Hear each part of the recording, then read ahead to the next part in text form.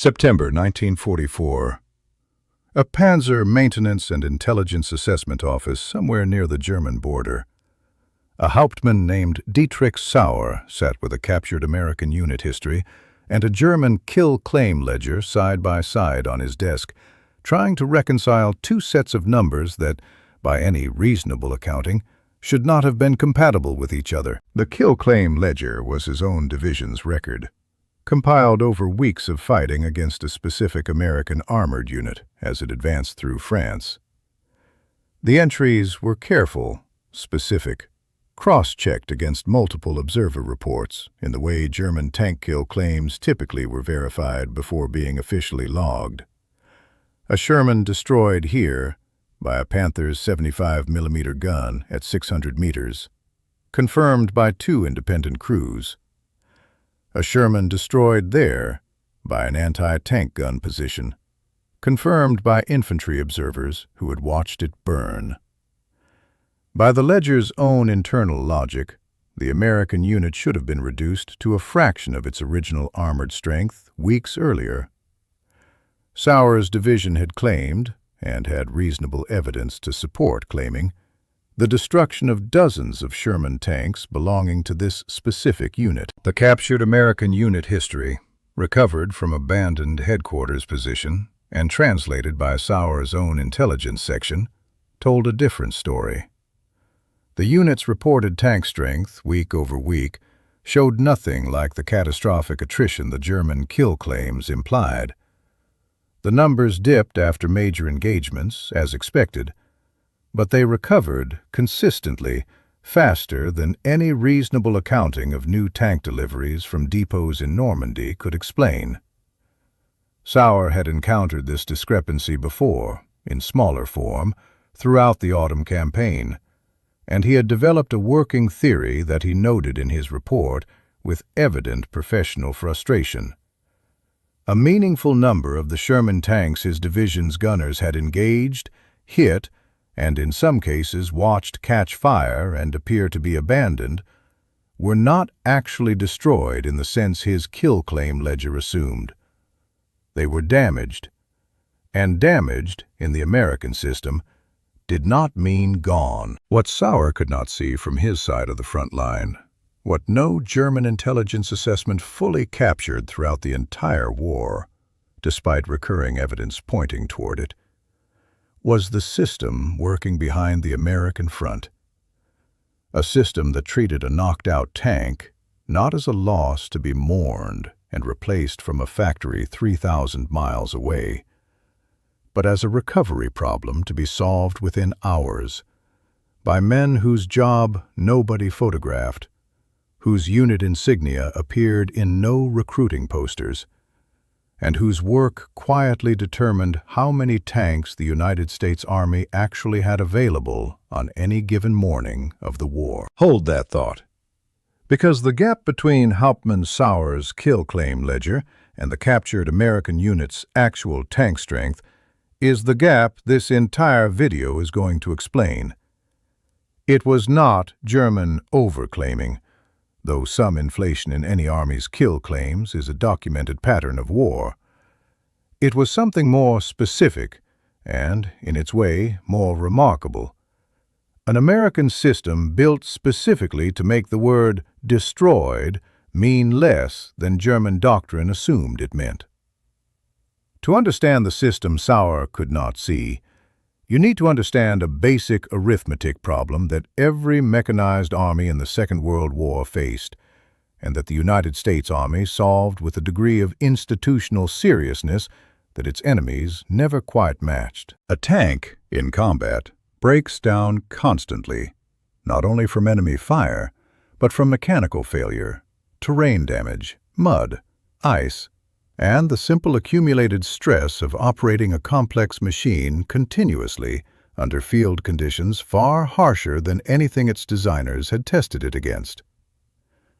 Historical analysis of American armored unit records from the European theater consistently shows that mechanical breakdown and non-combat damage accounted for a substantial share of tanks taken out of action at any given time, in many periods comparable to or exceeding losses from direct enemy fire. A tank with a thrown track, a damaged transmission, or an engine that had simply failed after months of continuous operation was just as unavailable for the next day's battle as one that had taken a direct hit from a German anti-tank gun, unless something intervened to fix it. The German army understood this problem in principle. Every mechanized force in the war did. What differed dramatically between the German and American approaches was the scale, the standardization, and the forward positioning of the maintenance and recovery infrastructure built to solve it.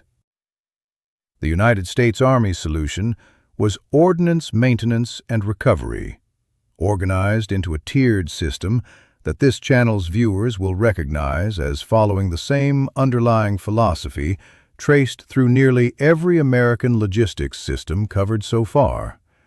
Standardize the process, push the capability as far forward as possible, and make the system resilient enough that the loss or destruction of any single component, a tank, a mechanic, a recovery vehicle, did not collapse the overall capacity to keep equipment fighting. At the most forward level, each armored battalion had its own organic maintenance section, capable of handling immediate repairs, replacing a thrown track, swapping a damaged component, performing the kind of fast, practical fixes that could return a tank to action within hours, sometimes literally on the battlefield itself, under fire, while the engagement that had damaged the tank was still ongoing. Behind that, division-level ordnance maintenance companies handled more complex repairs requiring specialized tools, replacement parts inventories, and trained technicians capable of work beyond what a battalion-level crew could manage in the field. Behind that again, Army-level depot maintenance facilities handled the most severe damage: engine replacements, hull repairs, complete rebuilds of vehicles that had suffered damage extensive enough to require essentially reconstructing major systems from the frame up. This tiered structure meant that destroyed, from the American system's perspective, was never a single category. It was the beginning of a triage process, conducted by trained personnel whose entire job was determining, often within minutes of reaching a damaged vehicle, which tier of repair a given tank actually required, and getting it there as fast as possible. The physical instrument that made forward recovery possible, the piece of equipment that let this system reach damaged tanks on or near the actual battlefield, rather than waiting for the fighting to move on before recovery could even begin, was the M32 tank recovery vehicle, a Sherman hull stripped of its turret and fitted with a powerful winch, a boom, and recovery equipment specifically designed to extract damaged tanks from exactly the kind of exposed, dangerous positions where they were most likely to break down or be hit. Recovery crews operating these vehicles worked under conditions that received essentially no public attention during the war, and have received only modest historical attention since, despite the scale of what they accomplished.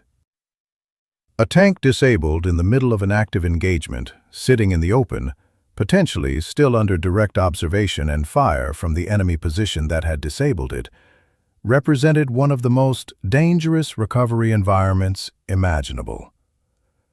Recovery crews routinely worked under fire, at night, in terrain their own infantry had not yet fully secured, specifically because the operational tempo the American Army had built its doctrine around required getting damaged equipment back into the fight as fast as physically possible, rather than waiting for conditions to become safe. The numbers this system produced, when historians have reconstructed them from unit maintenance records, are genuinely difficult to reconcile with the popular wartime image of tank combat as a straightforward contest of destruction and attrition.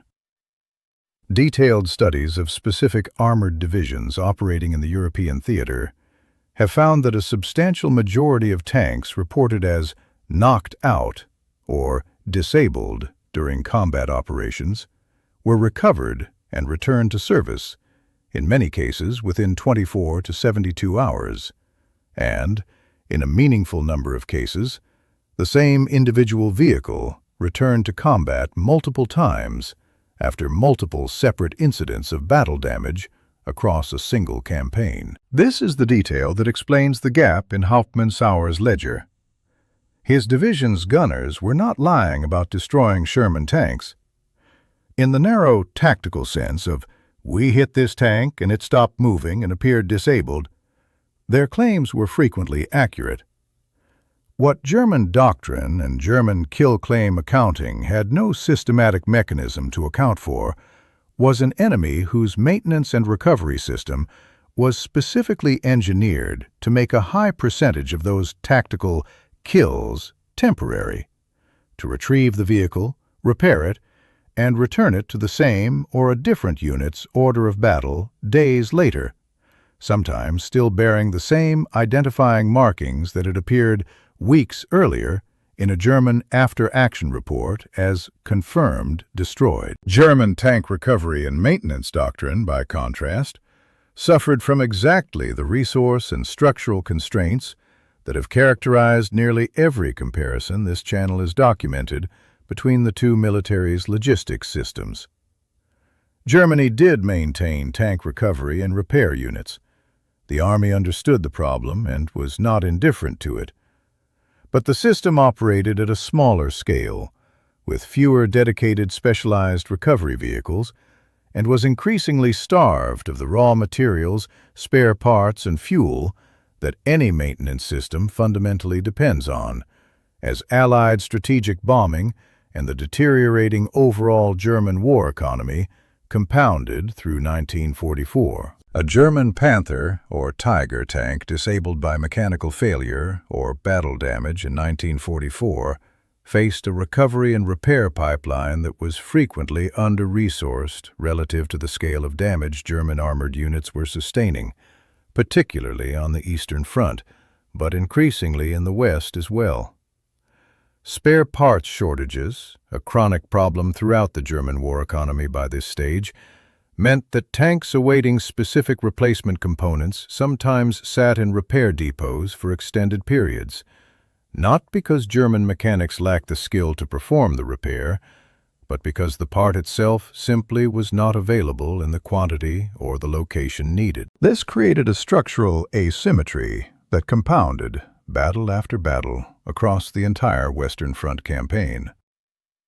American tanks, even when destroyed or disabled at a rate that sometimes exceeded German tanks in raw numbers during specific engagements, the Sherman's armor and gun were, after all, generally inferior to the Panthers in direct tank versus tank combat. A tactical disadvantage this channel has not shied away from acknowledging in other contexts. We're returning to combat readiness at a rate and a tempo that German tanks, despite frequently superior individual battlefield performance, simply could not match. The war of attrition that mattered, in the end, was not only about which side destroyed more enemy tanks in a given engagement, it was about which side could put a damaged tank back into the fight faster than the other side could destroy a new one. The moment this systemic advantage became most starkly visible was during the extended campaign across France and into Germany following the Normandy breakout, when American armored divisions sustained an operational tempo, advancing, fighting, taking losses, and continuing to advance, that depended entirely on a maintenance and recovery system capable of keeping pace with the advance itself. General George Patton's Third Army, whose rapid advance across France this channel has touched on in the context of fuel logistics, depended just as heavily on its ordnance maintenance structure, keeping tank strength at usable levels throughout an advance that put enormous strain on every vehicle in the column, not only from combat damage, but from the simple mechanical wear of sustained, high-tempo movement across hundreds of miles of varied terrain. Maintenance units assigned to Third Army's armored divisions developed a reputation, documented in multiple unit histories from the period, for working with an urgency that matched the Army's overall operational philosophy. Forward positioning of repair facilities, aggressive prioritization of getting vehicles back into running condition over more thorough but slower repairs, and a willingness to perform field expedient fixes that would have been considered unacceptably risky under peacetime maintenance standards, because the operational tempo the Army was sustaining made a tank back in service today, even imperfectly repaired, more valuable than a tank perfectly repaired a week from now. This same philosophy, speed and forward positioning prioritized over textbook thoroughness, appears throughout nearly every American logistics system this channel has documented, from the combat engineers racing to complete Bailey bridges in hours rather than days, to the bombardier maintenance depots keeping Norden bomb sites calibrated between missions, to the recovery crews who hauled M32 recovery vehicles directly onto active battlefields rather than waiting for the fighting to move on. It was not a single innovation. It was a consistent institutional habit, applied across dozens of different equipment types and logistics challenges, that consistently prioritized keeping the maximum amount of equipment functional and forward, even at the cost of some individual repairs being less than ideal, over a more cautious approach that might have produced better repaired vehicles arriving too late to matter. Hauptmann Dietrich Sauer's professional frustration, documented in the report historians eventually recovered from captured German records, reflects a pattern that recurs throughout German intelligence assessments of American logistics capability across the entire war. An accurate tactical observation paired with an incomplete strategic conclusion, because the full picture required understanding an institutional system that simply had no equivalent on the German side to use as a frame of reference. Sauer's division had, in the narrowest sense, performed exactly as intended. Its gunners had identified targets, engaged them accurately, and disabled a significant number of enemy tanks through skilled, well-executed tank gunnery. The kill claim ledger Sauer was reconciling against the captured unit history was not fraudulent or inflated in any meaningful sense. It reflected real combat outcomes, accurately observed and accurately reported, by soldiers doing their jobs competently under difficult conditions. What the ledger could not capture, because German doctrine had no comparable institutional process to model it against, was the fate of those disabled tanks after they left the immediate battlefield. A destroyed Sherman, confirmed by 2 independent German crews watching it burn, might genuinely have been damaged beyond any hope of repair. It might equally have been recovered within hours by an American maintenance crew working under fire, assessed as repairable, transported to a forward maintenance company, and returned to combat readiness within a matter of days, sometimes fighting again in a completely different sector, under a completely different unit designation, in a way that no single German intelligence officer tracking one sector of the front could ever have reasonably connected back to his own division's earlier kill claim. This is, in the end, the actual subject of this video, and it connects directly to the broader pattern this channel has spent dozens of episodes documenting. The American advantage in this war was rarely a single weapon, a single tactic, or even a single battle. It was, again and again, an institutional system built with patience, funded with seriousness, and staffed by men whose work received no headlines and whose unit patches appeared in no victory parades, that quietly multiplied the effective value of everything else the Army possessed. A tank that came back from the dead 3 times over the course of a single campaign was not a different tank from the one that fought and died the first time. It was the same machine, the same hull number, returned to the fight by men with welding torches and spare parts, and an institutional mandate that treated destroyed as a question to be investigated rather than a fact to be accepted. Dietrich Sauer's final fate is not recorded in any surviving document historians have been able to trace.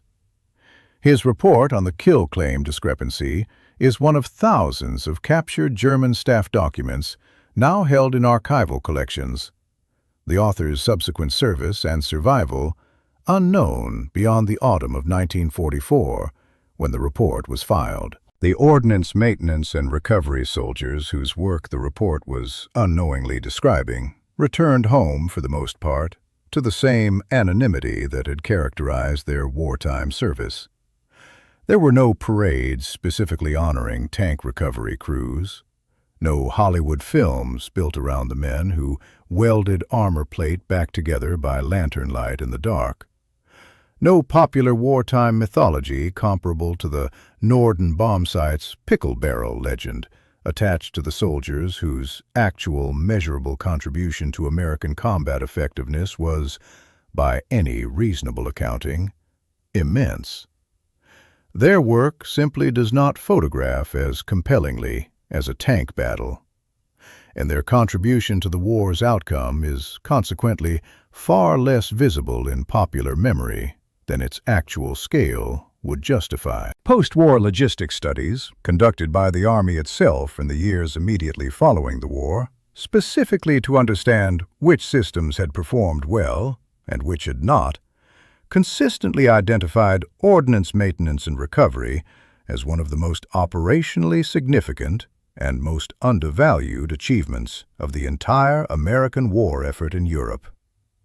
The studies noted, in language that historians have since echoed, that the system's effective output, measured in tank days of combat capability returned to the Army's order of battle, likely exceeded, in raw terms, the combined output of every American tank factory contributing replacement vehicles to the same theater during the same period.